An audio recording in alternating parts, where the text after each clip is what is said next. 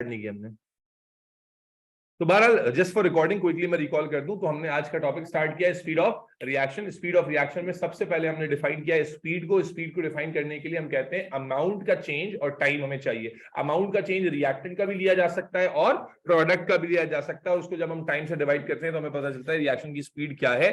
Time को निकालने के लिए हमें स्टॉप वॉच चाहिए होगी और अमाउंट अगर हम निकाल रहे हैं, अगर सॉलिड का निकाल रहे हैं तो मास के चेंज के थ्रू निकालेंगे इलेक्ट्रॉनिक बैलेंस से, और गैस का निकाल रहे हैं तो गैस सीरीज से निकाल सकते हैं वॉल्यूम कैलकुलेट करके। अच्छा, अब मेरे बच्चों समझने की यहां पर बात यह है कि हमें अमाउंट का कोई एक मेजर चाहिए होता है, दोनों नहीं चाहिए होते। अमाउंट का कोई एक मेजर चाहिए, या तो मास की टर्म में आ जाए या वॉल्यूम की टर्म में आ जाए, और उसके बाद फिर हमें टाइम चाहिए होता है और दोनों को डिवाइड करके हम स्पीड कैलकुलेट कर सकते हैं। एक बहुत ही बेसिक सा सवाल आता है जो मैं हमेशा पूछता हूं, मेरे ख्याल है जो मेरे पुराने बच्चे उनको शायद जहन में भी आ जाएगा, ये आपको पास पेपर में नजर भी आएगा कि इस तरह का एक कॉनिकल फ्लास्क दिया हुआ होता है, ठीक है, और इस कॉनिकल फ्लास्क में आपको लिखा हुआ होता है कि भाई ये ऐसे करके इलेक्ट्रॉनिक बैलेंस दिखाया हुआ होता है, ठीक है, और आपसे कहता है कि इस एक्सपेरिमेंट में गैस प्रोड्यूस हो रही है। क्या हो रही है? गैस प्रोड्यूस हो रही है। और सवाल आपसे पूछता है कि अगर इस एक्सपेरिमेंट का स्पीड कैलकुलेट हमें करना है, जो पुराने बच्चे वो जवाब नहीं देंगे, नए वाले पहले जवाब देंगे। अगर इस एक्सपेरिमेंट में स्पीड कैलकुलेट करनी है तो कौन सा एक एपरेटस हम इस्तेमाल करेंगे? कौन सा एक एपरेटस मिसिंग है? ये एक्सपेरिमेंट, लेसन, एक एक्सपेरिमेंट हो रहा है, इसमें स्टॉप वॉच, एक एक्सपेरिमेंट हो रहा है, इसके अंदर जो है ना वो ये कॉनिकल फ्लास्क एक इलेक्ट्रॉनिक बैलेंस पे रखा हुआ है और इस एक्सपेरिमेंट में गैस प्रोड्यूस हो रही है। एग्जामिनर आपको बताएगा गैस प्रोड्यूस हो रही है। इस एक्सपेरिमेंट का अगर स्पीड कैलकुलेट करना है तो कौन सा एक एपरेटस आप इस्तेमाल करेंगे? तो जो लोग गैस सिरिंज कह रहे हैं वो गलत कह रहे हैं, ठीक है जी। क्यों गैस सिरिंज गलत कह रहे हैं? क्योंकि अगर हमने इलेक्ट्रॉनिक बैलेंस रखा हुआ है तो इसका मतलब है हमें अमाउंट का चेंज तो मिल रहा है ना। तो स्पीड कैलकुलेट करने के लिए हमें दो चीजें चाहिए होती हैं, अमाउंट और टाइम। तो भाई गैस भले बन रही हो लेकिन अगर इलेक्ट्रॉनिक बैलेंस रखा हुआ है तो इसका मतलब है अमाउंट तो हमें आ रही है, अमाउंट मिल रही है, तो इसका मतलब स्पीड कैलकुलेट करने के लिए फिर हमें क्या चाहिए? टाइम चाहिए ना। टाइम कैसे निकलेगा? स्टॉप वॉच से। तो अक्सर बच्चे गैस वाले ट्रैप में गिर जाते हैं और एग्जामिनर आपको गिराता है मुंह के बल, क्योंकि गैस का वर्ड सुनते ही दिमाग में आ जाता है गैस सिरिंज। और गैस आप ये नहीं सोचते कि speed is change amount over time. तो अमाउंट ओवर टाइम में amount can either be calculated in terms of mass और इन टर्म्स ऑफ वॉल्यूम। अगर उसने इलेक्ट्रॉनिक बैलेंस रख दिया है इसका मतलब है अमाउंट टाइम यानी मास के फॉर्म में आ रही होगी, तो इसका मतलब हमें दूसरा वेरिएबल चाहिए टाइम का। Is that clear? यहां पर गैस सिरिंज की हमें जरूरत नहीं है। लेकिन होता क्या है कि वो गैस सिरिंज से मोहब्बत इतनी होती है कि वर्ड गैस सुनते ही ये होता है, इसको आपको एग्जामिनर जानबूझ के आपकी ना वो मेमोरी सेंटर पे वहां हिट करता है जहां से रिकॉल ही जनरेट हो गैस सिरिंज का, ठीक है जी। तो ये आपको अब तो आप कर लिया आपने, अब अगर गलती हो तो मैं कहता हूं मुंह पे ना कोई फ्रेश गोबर लगा के चला जाए तुम्हारे। हाँ अबे भाई कैसा में मैंने देखा नहीं सारे इलेक्ट्रॉनिक बैलेंस आजकल लोग गोल्ड के बच्चे अभी दुकानों में, दूध की दुकानों में भी इलेक्ट्रॉनिक बैलेंस ही रखा हुआ है ना सर। वो तो काफी बड़ा तो है, तो ये कहाँ शर्त है कि इलेक्ट्रॉनिक बैलेंस छोटा ही होगा? गोल्ड की दुकान से लेके लैब की दुकान में चले जाए, लैब में चले जाए, या आप दूध की दुकान में चले जाए, सब जगह आजकल इलेक्ट्रॉनिक बैलेंस तो रखा हुआ है। वो वाला जो तराजू, जो बट्टे वाला तराजू होता है, वो कहाँ इस्तेमाल होता है आजकल? बहुत कम हो गया। तो इलेक्ट्रॉनिक बैलेंस ही ज्यादातर इस्तेमाल हो रहा है ना सराउंडिंग में। दूध दुकान, दूध दही दुकान पे चले जाए या आप ग्रोसरी स्टोर पे चले जाए। इम्तियाज में देखा नहीं आपने? इम्तियाज में तो नहीं होता है। हाँ होता है वेट करने के लिए। यहाँ बिल्कुल सही। तो सारे इलेक्ट्रॉनिक बैलेंस ही होते हैं क्योंकि उसकी एक्यूरेसी ज्यादा होती है, अनलेस अनटिल कि आपने उसको पहले से एरर के साथ सेट किया। वो एक वीडियो वायरल हुई थी ना इम्तियाज की, कि वो सब्जी जो है वो तोल रहे थे, हर सब्जी में 450-500 ग्राम कम था, तो वो सेट ही ऐसे हुआ था। बहरहाल हलीमा स्पीड ऑफ रिएक्शन का चैप्टर हमने स्टार्ट किया। तो मेरे बच्चे दो चीजें अब तक हम सीख गए, स्पीड क्या होती है और स्पीड कैलकुलेट करने के लिए हमें क्या क्या चाहिए। जल्दी क्विकली, स्पीड कैलकुलेट करने के लिए क्या क्या चाहिए? अमाउंट और टाइम।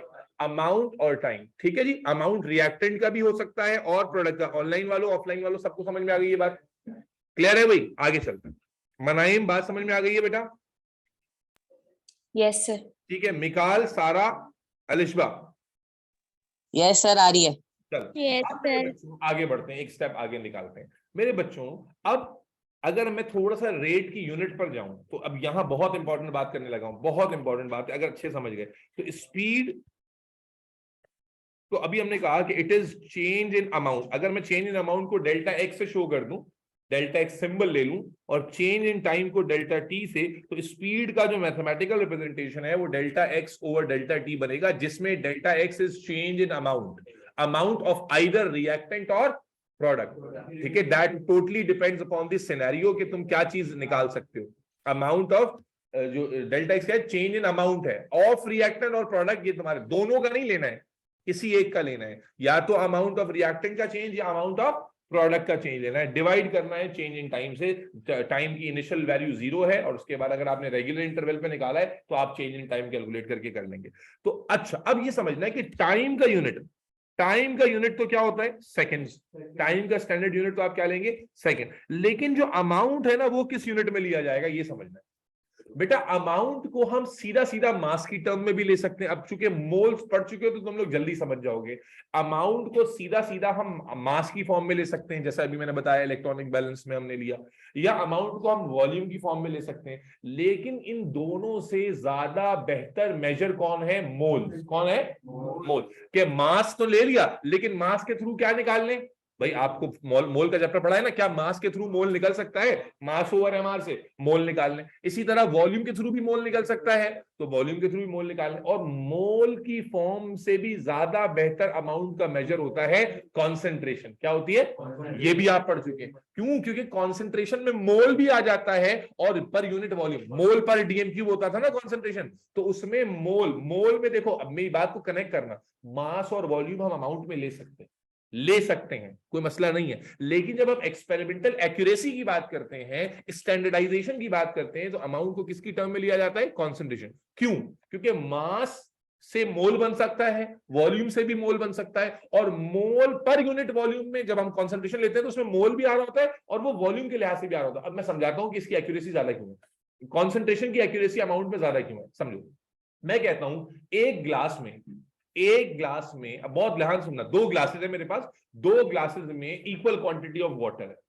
एक ग्लास में 2 चम्मच नमक है और एक ग्लास में 10 चम्मच नमक है। तो नमक की अमाउंट ज्यादा कहां है, यहां पर 10 चम्मच नमक है। यहां पर हमने कहा दोनों ग्लासेस में पानी बराबर था। लेकिन एक दूसरी एग्जांपल समझे, एक ग्लास है जिसमें 10 चम्मच नमक है, ठीक है, और कितने लीटर में, 1 लीटर में, 1 लीटर ऑफ वाटर में 10 चम्मच नमक है।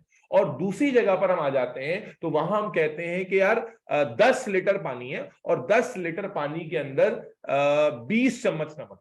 कितना है, 20 चम्मच। अब जरा गौर सुनना, पहली एग्जांपल 1 लीटर पानी में 10 चम्मच नमक, दूसरी एग्जांपल 20 लीटर पानी के अंदर कितना, 10 चम्मच नमक, नहीं 10 चम्मच नमक, लिख के कर लेते हैं भाई, लिख के कर लेते हैं। चलो, हमारे पास एग्जाम्पल ए, ये बात समझनी है। एग्जाम्पल ए में मैंने क्या कहा कि 10 स्पून हैं सॉल्ट के, और मुझे ये रिलेट करके बताएंगे, बात समझ में आएगी, इन 1 लीटर ऑफ वाटर। ठीक है, दूसरी जगह मैं कह रहा हूं 20 स्पून है सॉल्ट के, लेकिन कितने में है, इन 10 लीटर्स ऑफ वाटर। तो अब मेरा सवाल गौर सुनना, अमाउंट ऑफ नमक ज्यादा कहां है, अमाउंट ऑफ सॉल्ट ज्यादा कहां है।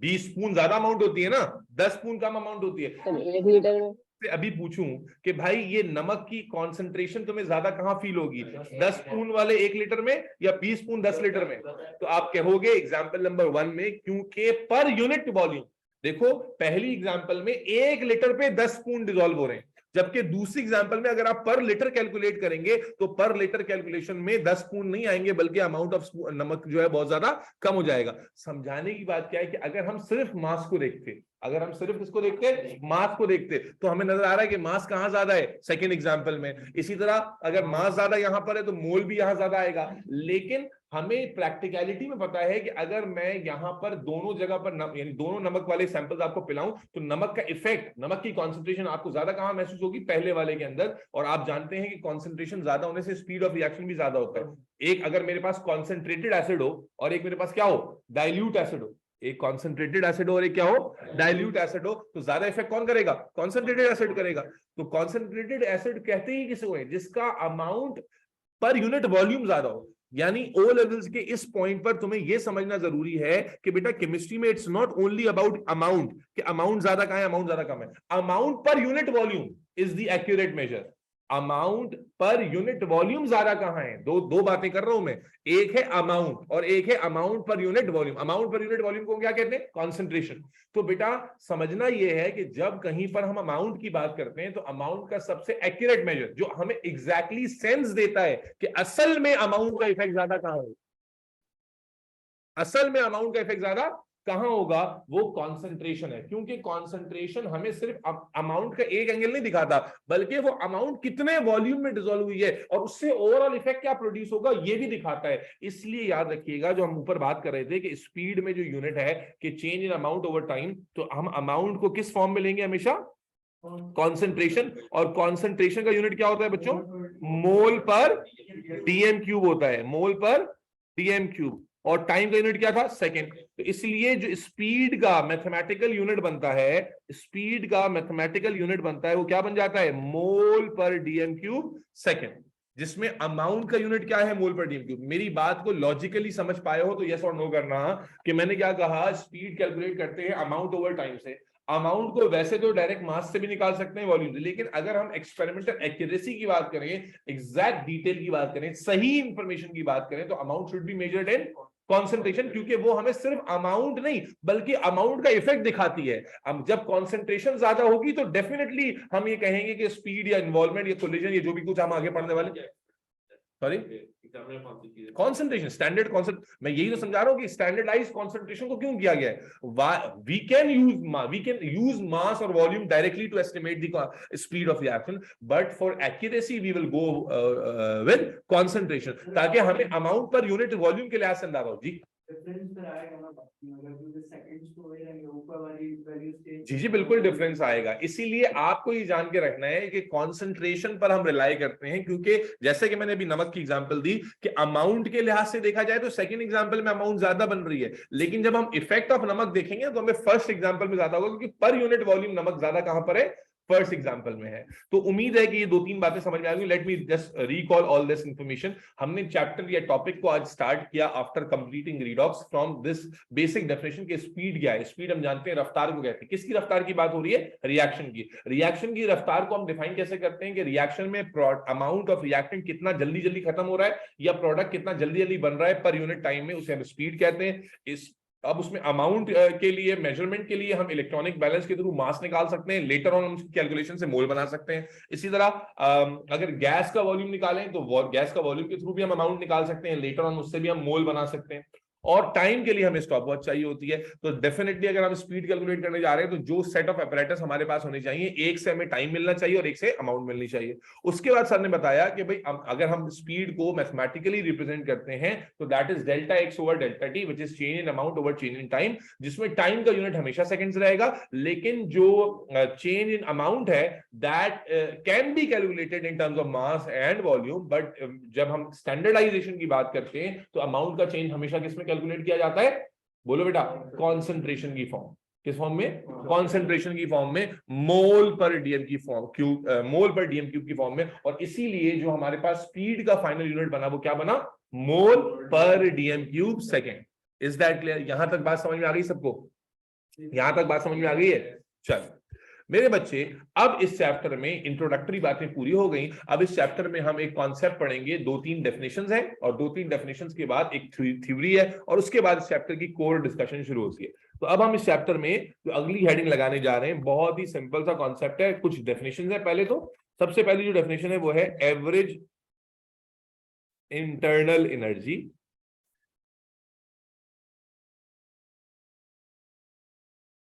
एवरेज इंटरनल एनर्जी, पहली डेफिनेशन जो हम करने जा रहे हैं that is average internal energy. ठीक है जी। अब देखो बच्चे, इसको समझते हैं बहुत आसानी से। कोई भी कंटेनर अगर हमारे पास मौजूद, मान लीजिए ये हमारे पास एक कंटेनर है और इस कंटेनर में हम एक रिएक्शन कराने जा रहे हैं नाइट्रोजन का हाइड्रोजन के साथ टू फॉर्म अमोनिया, नाइट्रोजन का हाइड्रोजन के साथ टू फॉर्म अमोनिया। तो मालूम हुआ कि इस कंटेनर में फिर बहुत सारे हमारे पास क्या होंगे? नाइट्रोजन के मॉलिक्यूल्स भी होंगे और बहुत सारे क्या होंगे? हाइड्रोजन के मॉलिक्यूल्स भी होंगे। ठीक है? हाँ मेरे पास कौन है? किसको चाहिए? यहां से लेना है तो फिर बोले घर पे भिजवा देंगे, एड्रेस भेज दें। वो तो हसनैन बताएगा। ठीक है जी। तो क्या कहा मैंने, मान लीजिए कि हमारे पास एक रिएक्शन हमने कराना है नाइट्रोजन और हाइड्रोजन का टू फॉर्म अमोनिया गैस। तो इस कंटेनर में मेरे पास ग्रीन वाले जो डॉट्स हैं, लेट्स से वो एक टाइप के मॉलिक्यूल है, नाइट्रोजन मॉलिक्यूल है, और पर्पल वाले डॉट्स जो है वो हाइड्रोजन मॉलिक्यूल है। तो मेरे भाई आप बेसिक पढ़ चुके हैं, states of matter general science से पढ़ते आ रहे हैं, पार्टिकल नेचर आपने हमारे साथ भी पढ़ा है। तो मुझे बताइए कोई भी मैटर रेस्ट में होता है क्या? थ्योरी क्या कहती है कि किसी भी मैटर के जो पार्टिकल्स होते हैं वो किसमें होते हैं? मोशन में होते हैं। किसमें होते हैं भाई?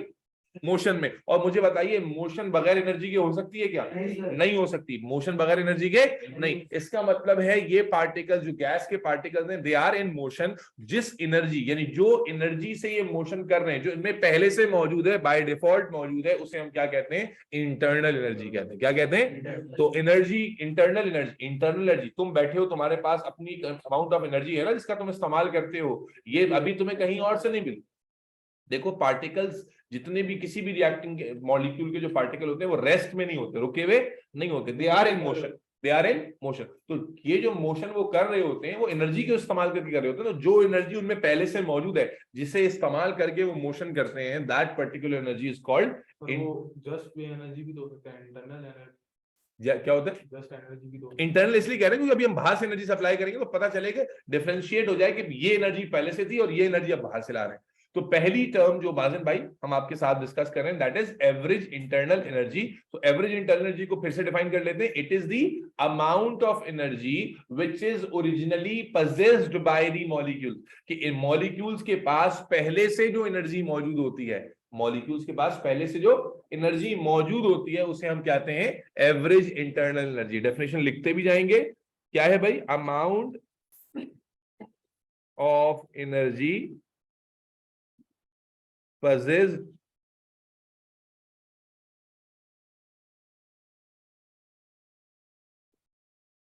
by molecules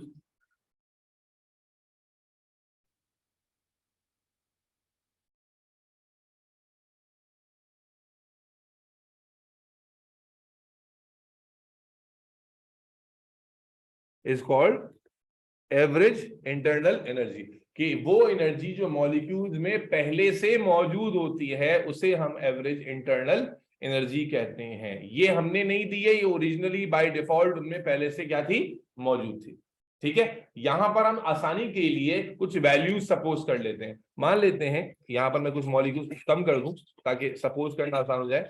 मान लेते हैं कि यहाँ पर हमारे पास 3-4 किस्म के मॉलिक्यूल, ये 2-3 ये वाले ले लेते हैं और 2-3 ब्लू डॉट्स में ले लेते हैं। ठीक है, तो इन मॉलिक्यूल्स की क्या है? पहले से अपनी एनर्जी है, जिसको हम इंटरनल एनर्जी कह रहे हैं। अब मेरे बच्चे जब रिएक्शन की हम बात करते हैं, रिएक्शन की जब बात होती है तो याद रखिएगा, अभी हम एक थ्योरी भी पढ़ने वाले हैं और वो थ्योरी कहलाती है कोलिजन थ्योरी। अभी हम इन दो डेफिनेशंस के बाद एक थ्योरी के ऊपर बात करेंगे जिसे हम कोलिजन थ्योरी कहते हैं। तो जरा समझ लीजिए कि कोलिजन थ्योरी ये कहती है कि रिएक्शन मॉलिक्यूल्स का उस वक्त होता है जब वो आपस में टकराते हैं। आपस में क्या करते हैं? टकराते हैं। और किसी भी रिएक्शन को अकर होने के लिए एक मिनिमम एनर्जी हासिल करना जरूरी है। किसी भी रिएक्शन को अगर आपने करवाना है तो उस रिएक्शन में एक मिनिमम एनर्जी पूरी होना जरूरी है।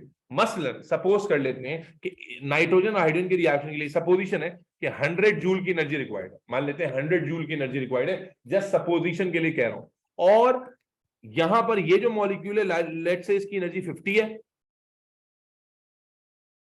इसकी एनर्जी 50 है, लेट्स से इसकी एनर्जी 30 है। अब अगर ये 50 और 30 वाले आपस में कोलाइड करें, एक 50 वाला और 30 वाला आपस में कोलाइड करें, तो इसकी जो एनर्जी का सम होगा वो कितना होगा? 80 होगा, 100 नहीं होगा। क्या नहीं होगा?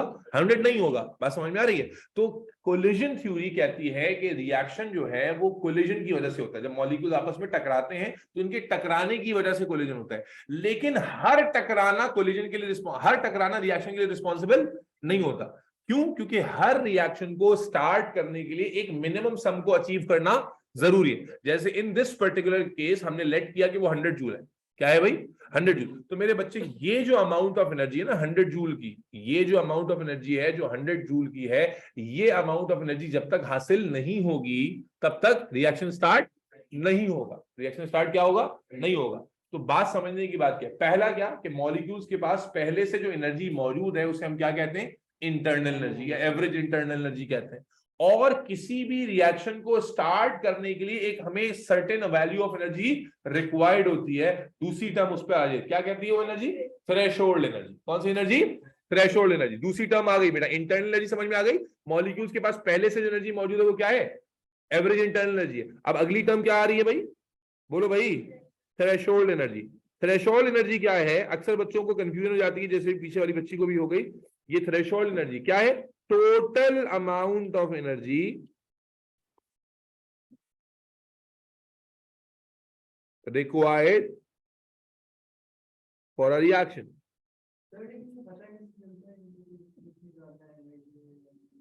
वो तो हम कैलकुलेट कर लेंगे, उसके कैलकुलेशन करने का मेथड है, एंथैल्पी कैलकुलेशन आप एएस केमिस्ट्री में पढ़ेंगे कैसे होती है किसी रिएक्शन के लिए। अभी के लिए तो सिर्फ सिंपल वैल्यू असम्पशन रहेगी जी।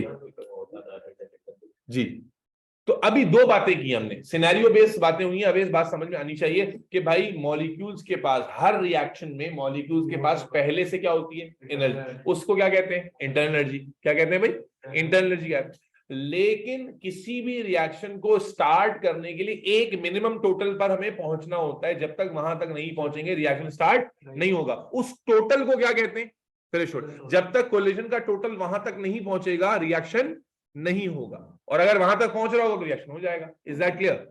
अब मिसाल के तौर पे इस कोलिजन में हमने बात की कि 50 एक मॉलिक्यूल की एनर्जी थी 50 और एक की कितनी थी 30। ये क्या थी? इनकी इंटरनल एनर्जीज थी। लेकिन क्या जब ये अपनी इंटरनल एनर्जीज के साथ कोलाइड किया इन्होंने, तो क्या वैल्यू थ्रेशोल्ड तक पहुंची? नहीं पहुंची। क्या रिएक्शन हुआ? नहीं हुआ। तो अब अगर मैं चाहता हूं कि इनका रिएक्शन हो जाए, तो 50-30 पे कितना सम मिल रहा है मुझे? 80 का।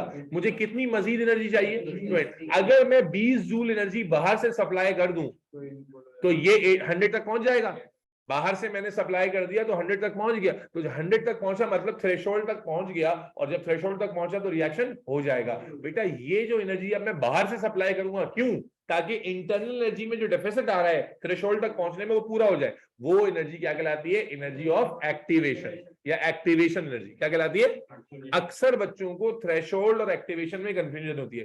T for threshold, T for total. जो टोटल एनर्जी चाहिए होती है दैट इज थ्रेशोल्ड, और वो तो चाहिए थी। अब वहां तक पहुंचाने के लिए तुम जो एनर्जी दोगे वो है एक्टिवेशन एनर्जी। तो असल में जब एक्टिवेशन को हम डिफाइन करते हैं तो एक्टिवेशन एनर्जी वो होती है जो हम हीट करके हम सप्लाई करते हैं। तो वो एनर्जी जो हम सप्लाई करते हैं टू स्टार्ट अ रिएक्शन, और हम क्यों सप्लाई करें? ताकि जो वैल्यू है वो कहां तक पहुंच जाए? थ्रेशोल्ड तक पहुंच जाए। उस एनर्जी को हम कहते हैं एक्टिवेशन एनर्जी। जैसे in this particular example 50 is activation is internal energy, 30 is internal energy. 50 और 30 के कोलिजन में सम पहुंचा 80 तक, that is the sum of internal energy.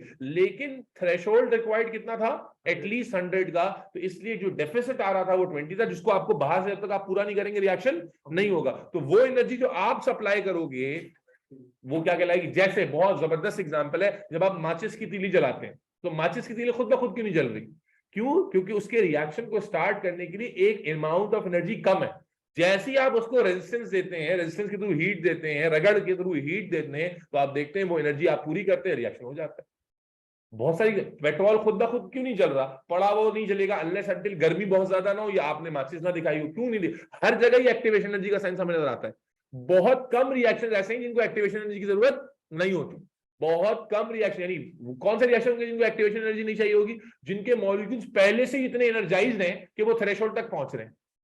पहले से, लॉजिकली समझो ना, कि पहले से ही अगर मॉलिक्यूल्स इतने एनर्जाइज्ड हैं कि वो थ्रेशोल्ड तक पहुंच रहे हैं, तो उनको बाहर से एक्टिवेशन एनर्जी की जरूरत नहीं होगी। लेकिन ज्यादातर केसेस में हम क्या देखते हैं? ऐसा नहीं है। ज्यादातर केसेस में रिएक्शन खुद ब खुद नहीं होते, बल्कि उनको कुछ ना कुछ एनर्जी शुरू में हमें क्या करनी होती है? देनी होती है। जो हमने एक्सोथर्मिक एंडोथर्मिक में पढ़ते हैं कि शुरू में कुछ ना कुछ एनर्जी क्या होती है? पेट्रोल देखो ना कितना जल्दी जलता है, लेकिन उसको भी जलाने के लिए स्पार्क क्या होता है? रिक्वायर्ड होता है। तो वो स्पार्क क्या कर रहा है? बेसिकली स्पार्क क्या कर रहा है? एक्टिवेशन एनर्जी प्रोवाइड कर रहा है। जो एनर्जी डेफिसिट है ना, उसे वो स्पार्क क्या कर देता है? पूरा कर देता है। और अगर वही स्पार्क के थ्रू ना हो, तो हो सकता है बाहर बहुत गर्मी हो तब भी पेट्रोल को आग लग जाएगी। क्योंकि वो असल मकसद ये नहीं कि एनर्जी कहां से पूरी हो, मकसद ये है कि एनर्जी पूरी हो जाए, जो डेफिसिट आ रहा है वो पूरा हो जाए। तो एक्टिवेशन एनर्जी, तो तीसरी टर्म जो है थ्रेशोल्ड के बाद वो क्या है बेटा? Activation energy. थ्रेशोल्ड और एक्टिवेशन का डिफरेंस समझ में आता है? थ्रेशोल्ड हम नहीं देते, थ्रेशोल्ड तो उस रिएक्शन का पहले से होता है। उस थ्रेशोल्ड को तक पहुंचने के लिए हम जो एनर्जी देते हैं दैट इज एक्टिवेशन एनर्जी। ठीक है? तो एक्टिवेशन एनर्जी के डेफिनेशन ऑनलाइन वालों बात समझ में आ गई है? Yes sir.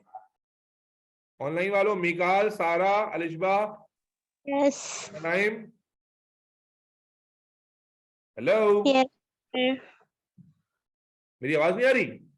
आ रही है। भाई समझ में आ गया? Yes. ठीक है जी। अमाउंट ऑफ, ये सारा की आवाज थी ना? जी। सारा तुमने कोई वीड वीड पे तो नहीं आ गई नए साल में? ये तुम्हारी आवाज को क्या हो क्या? गया?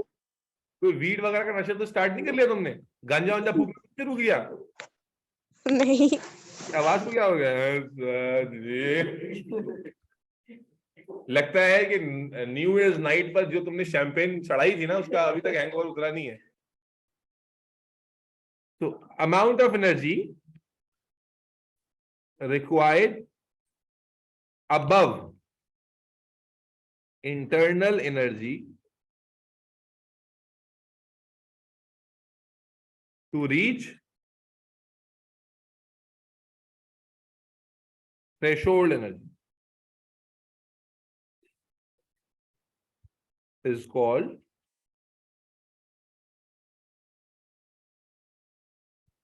Activation energy. हाँ भाई अब्दुल, आपकी बात समझ में आ गई? ई ए से उसको हम शो करते हैं एक्टिवेशन एनर्जी। समझ गए? 3 टर्म्स आई हैं कॉम्बिनेशन में। जो पहले से मौजूद है माजिन, वो क्या है? Internal energy. जो रिक्वायर्ड है टोटल, वो क्या है? Threshold energy. और एक्टिव, जो इंटरनल और थ्रेशोल्ड तक पहुंचने में जो गैप मौजूद है, उसे हम क्या कहते हैं? Activation energy. सॉरी, अब यही है, अब क्या कर सकते हैं? बुक में जो है वही लिखाऊंगा ना। ए ही लिख सकते हैं, लेकिन आपको ई ही लिखा हुआ नजर आएगा। Energy of activation, energy of activation. ठीक है भाई, ये 3 टर्म समझने के बाद अब आ जाता है एक थ्योरी, जो कि आपको लिखी भी होनी चाहिए। समझने में तो बहुत आसान है वो थ्योरी, और उसको इसलिए लिखना जरूरी है क्योंकि जितने भी आगे लॉजिकल या थ्योरेटिकल क्वेश्चंस आएंगे, उनकी एक्सप्लेनेशन आप उसी थ्योरी पे करते हैं। ठीक है, तो अब हेडिंग बनाएंगे मशहूर जमाना इस चैप्टर की थ्योरी, जिसको हम कहते हैं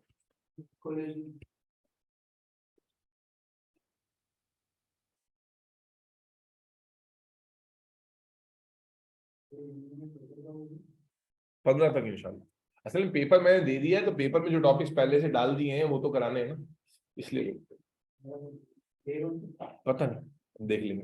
तो कोलिजन थ्योरी, मेरे बच्चे, कोलिजन थ्योरी का थोड़ा सा आइडिया तो मैंने अभी आपको दे ही दिया, दोबारा देख लीजिए, सुन लीजिएगा बेटा। कोलिजन थ्योरी क्या कहती है? कोलिजन थ्योरी ये कहती है कि किसी भी केमिकल रिएक्शन, कोई भी केमिकल रिएक्शन उस वक्त होता है जब उसमें जो रिएक्टिंग मॉलिक्यूल्स हैं वो आपस में कोलाइड करें। आपस में क्या करें?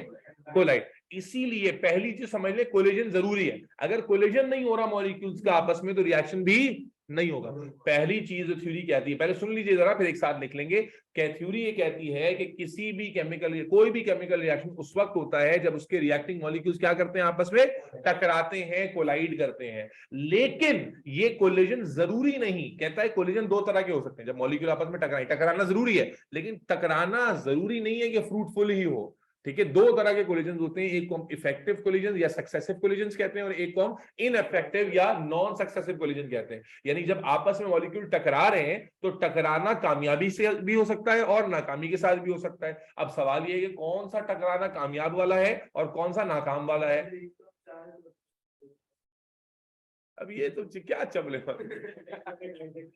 टकराना कौन सा वाला जो है वो कामयाब कहलाएगा? तो कहते हैं अगर मॉलिक्यूल्स टकरा रहे हैं और उनकी जो एनर्जी का सम है वो एक्टिवेशन क्रॉस कर रहा है, एक्टिवेशन क्रॉस करके थ्रेशोल्ड तक पहुंच रहा है, तो ये कोलिजन क्या है? Successive collision. ये क्या है भाई? सक्सेसिव। और अगर मॉलिक्यूल टकरा रहे हैं लेकिन वो थ्रेशोल्ड तक नहीं पहुंच पा रहे, तो उनका टकराना बेकार टकराना है। और केमिकल रिएक्शन किन टकरानों पे डिपेंड करता है? किन टकरावों पे डिपेंड करता है? जो कामयाब सक्सेसिव कोलिजन है। तो बेटा मैं फिर एक बार कह दूं कि भाई थ्योरी ये कहती है, बड़ा सिंपल सा आइडिया, कोई मुश्किल तो नहीं बात लग रही, कि भाई कोई भी केमिकल रिएक्शन उस वक्त होता है जब मॉलिक्यूल्स उसके आपस में टकराते हैं। और इसीलिए आप देखें, जब किसी जगह भी आप टेम्परेचर कम कर देते हैं तो रिएक्शन भी स्लो हो जाता है, क्योंकि जब टेम्परेचर कम करेंगे तो टकराव की स्पीड भी क्या हो जाती है? कम। तो कोई भी केमिकल रिएक्शन उस वक्त होता है जब मॉलिक्यूल आपस में टकराते हैं। इनका टकराना कितनी तरह का होता है? 2, सक्सेसिव और नॉन सक्सेसिव। सक्सेसिव कौन सा है? जिस टकराव में एक्टिवेशन क्रॉस हो जाए, थ्रेशोल्ड तक पहुंच जाए, वो सक्सेसिव कोलिजन है। और जिस टकराव में एक्टिवेशन क्रॉस ना हो, थ्रेशोल्ड तक ना पहुंचे, वो नॉन सक्सेसिव कोलिजन है। और रिएक्शन किस वजह से हो रहा है? सक्सेसिव कोलिजन की। और इसीलिए जो भी फैक्टर, जो भी चीज सक्सेसिव कोलिजन की पॉसिबिलिटी को बढ़ाएगी, वो स्पीड को बढ़ा देगी।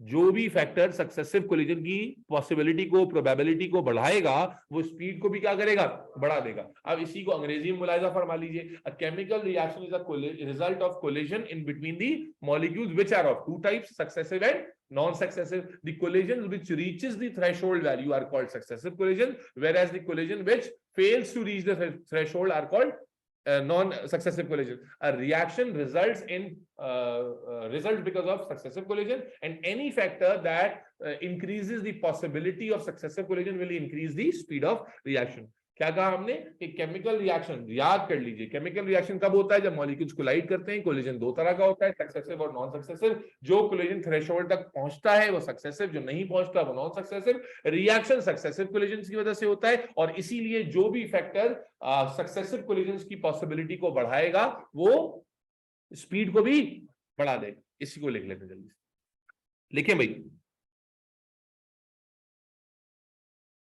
जी मोहम्मद, आप कुछ पूछना चाह रहे थे? A chemical reaction is a result of collision in between reacting molecules.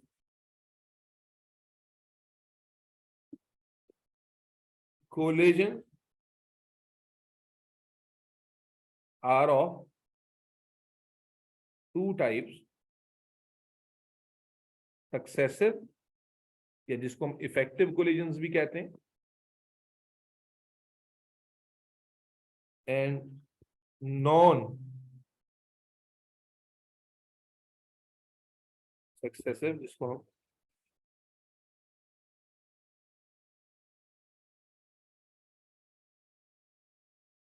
ठीक है जी। 2 point Collisions which reach threshold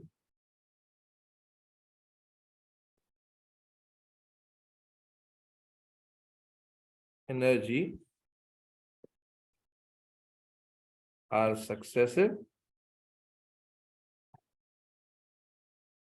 while all others are ineffective.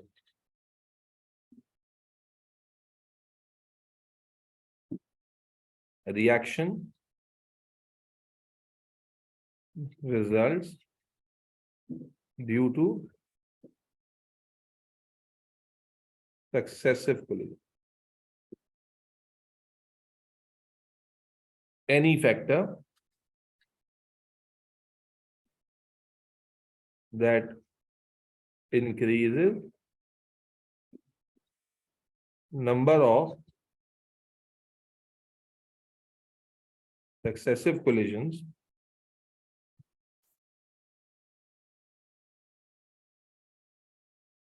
will increase speed of reaction. Okay, that's simply what we call collision theory. Idea of the theory is quite simple कि भाई reaction जो है वो collisions की वजह से होता है, and the collisions must reach the threshold value in order to be effective. हाँ भाई, समझ में आ गया हजरत? हाँ भाई, नजीर भाई, अबू बकर, कोलिजन थ्योरी क्लियर है? अच्छा, जरा रिकॉल करते हैं आज हमने अब तक क्या डिस्कशन की। हमने बेटा आज का टॉपिक स्टार्ट किया था भाई, ऑनलाइन वालों यहां तक क्लियर है तुम लोगों को? अलिशबा, हलीमा, मनाइम, सारा, मिकाल, Yes. Yes. एक मिनट, स्पीड ऑफ रिएक्शन क्या है? स्पीड को कैसे डिफाइन करते हैं? Amount over time. Amount over time is basically speed. Amount को हम मास के थ्रू और वॉल्यूम के थ्रू कैलकुलेट कर सकते हैं। टाइम के लिए स्टॉपवॉच इस्तेमाल होती है।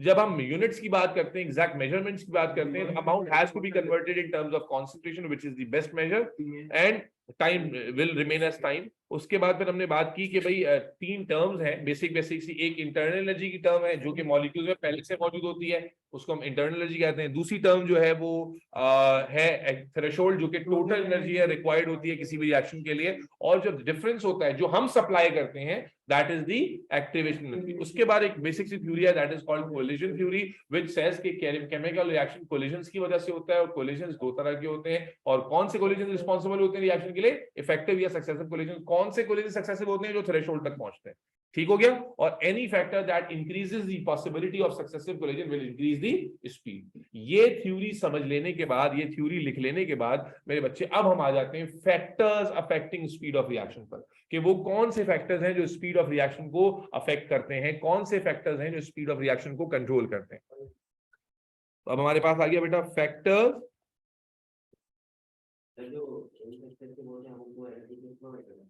हम उनको अब यानी अगर एक रिएक्शन में ज्यादा कोलिजन नॉन सक्सेसिव है तो जब तक हम उसको बाहर से एनर्जी नहीं देंगे तब तक कंसिडरेबली रिएक्शन होगा ही नहीं। फैक्टर्स अफेक्टिंग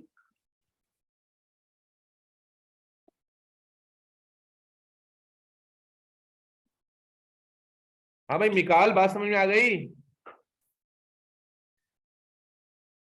मिकाल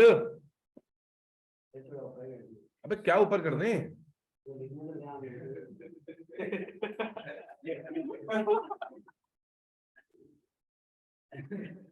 जल्दी लिखो यार, तुम दूसरी तीसरी दफा लिख रहे हो यार, अल्लाह के बंदे। जितना जोर से कलेक्ट करेगा उतना ही ज्यादा जल्दी। नहीं, दैट टोटली डिपेंड्स कि पहले से एनर्जी कितनी है।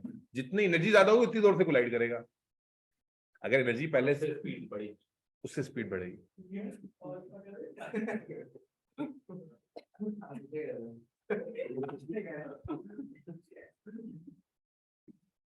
और अलीजबा आज कैसे कैसे आ गई तुम तो क्या जी, तुमने साबित किया कि लड़कों में जो वफा है लड़कियों में उसका वाव भी नहीं है। बेवफा, वफा की इंतहा देखनी है तो मर्दों में देखो, और बेवफाई की इंतहा औरतों में देखो। तो भाई आई तो हदीस का मफहूम है ना कि कयामत में आप सल्लल्लाहु अलैहि वसल्लम ने जो है जहन्नम में औरतों को ज्यादा देखा, उसकी जो बेसिक वजह है वो है नाशुक्री होती है, नाशुक्री होती है। ओके, एक औरत आप सल्लल्लाहु अलैहि वसल्लम के पास आई तो कहने लगी क्यों होंगे वो, मफहूम में बता रहा हूँ। तो आप सल्लल्लाहु अलैहि वसल्लम ने फरमाया हाँ हाँ, तो ये मजाक की बात थोड़ी है। तो फरमाया कि जब तुम्हारा शौहर सब कुछ तुम्हारे लिए करता है लेकिन कभी कुछ नहीं कर पाता, तुम्हारा जुमला क्या होता है? तुमने मेरे लिए किया ही क्या है। तो ये नाशुक्री की एग्जाम्पल है। तो बेवफा बच्चों यानी लड़के कम से कम जो है ना, छुट्टियों में शादियां थी तो फिर तुम्हारी थी किसकी थी? इस उम्र में तुम्हारी शादी हो जानी चाहिए थी, तुम कजनों की शादी अटेंड कर रही हो। आपने सोचो 30-32 में जाके शादी करोगी, 40 में मर जाओगी, बच्चे तुम्हारे छोटे छोटे नन्हे नन्हे रह जाएंगे। मुझे लग रहा है जेडीसी वाले जो होम्स खोल रहे हैं ना, ये आगे वाली जनरेशन की काम आए है जी। ओरे भाई चलो खैर, ये भी एक अलग ही डिस्कशन है। मेमन साहब जल्दी कर लो, मेरे फ्रेंड सर्कल में सबसे पहले मेमनों की शादी हुई थी। मेमनों की होती है, मेमनों की होती है, सब हमारे यहाँ पे मेमनों की 12 इसीलिए मेमन फैमिली में आपको ना वो ट्रिपल जनरेशन नजर आएगी, वरना बाकी फैमिलीज में तो अब्बा ही बूढ़े हो जाते जब तक बच्चा अभी जवान भी नहीं हुआ है। बच्चा भी हमारे मोहल्ले में एक साहब शिफ्ट हुए तो मुझे बहुत अरसे तक लगता था कि इनके अम्मा अब्बा नहीं है, ये दादा के साथ रहता है। बहुत अरसे तक मुझे ये लगता था।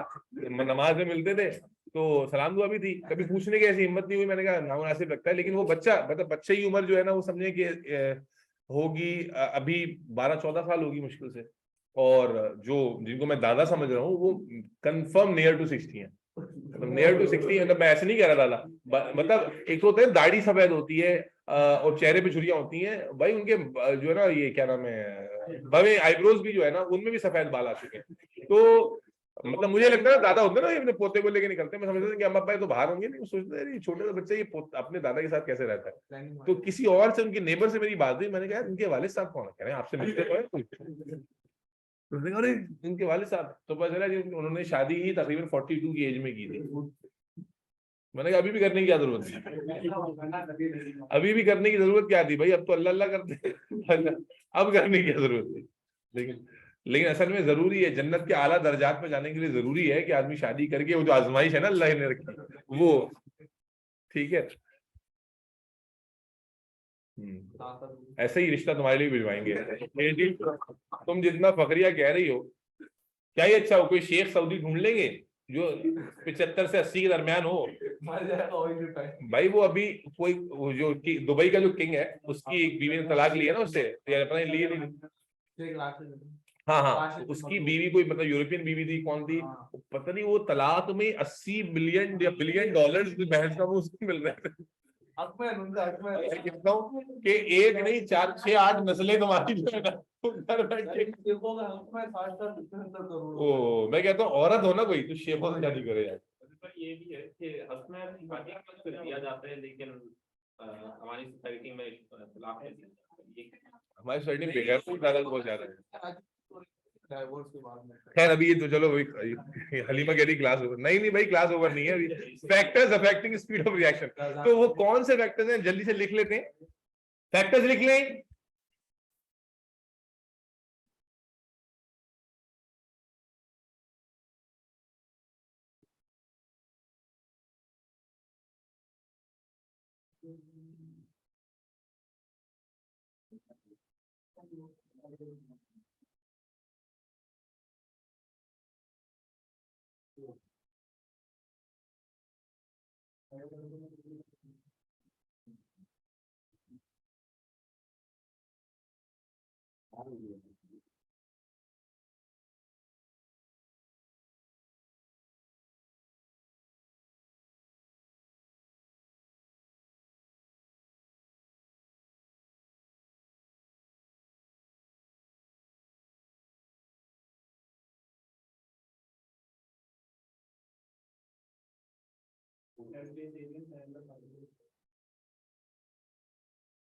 आज तो मैथ की क्लास नहीं होगी ना।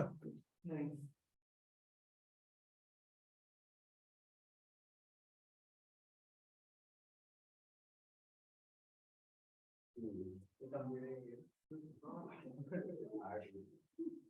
आठ का 2 घंटे है ना।